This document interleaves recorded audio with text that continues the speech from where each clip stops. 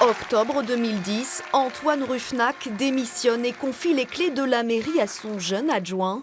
Édouard Philippe, alors 40 ans, et Léa Vray découvrent le visage de leur nouveau maire. C'est un vrai plaisir de rencontrer tout le monde, d'abord pour me présenter, parce qu'il y en a évidemment beaucoup qui ne me connaissent pas, et puis aussi pour dire que j'apprécie ce qu'ils font et pour donner un petit peu quelques directions sur ce qu'on va faire à l'avenir.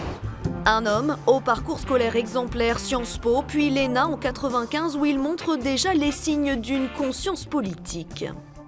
Quand les élites renonçaient à leurs responsabilités, quand elles démissionnaient, un grand pays comme la France pouvait s'écraser, pouvait s'effondrer.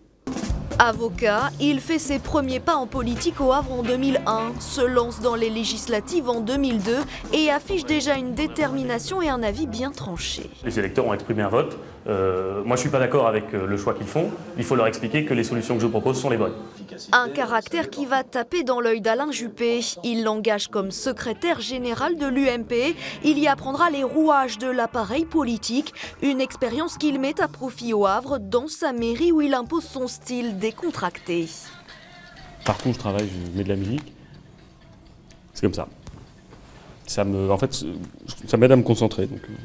Amateur de boxe, auteur de polar, il engage un plan lecture, sa mesure phare et une manière très habile de séduire l'électorat de gauche. Et je vous demande d'accueillir, s'il vous plaît, Édouard Philippe. En 2014, il mène la campagne des municipales tambour battant, très bon orateur.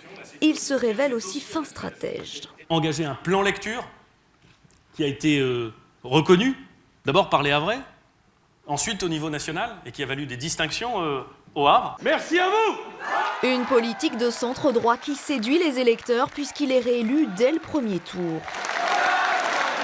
Homme de réseau et juppéiste de la première heure, il est le porte-parole du candidat aux primaires de la droite. Après la défaite de son mentor, il confiait vouloir se consacrer entièrement à sa ville. Le président Macron en a décidé autrement.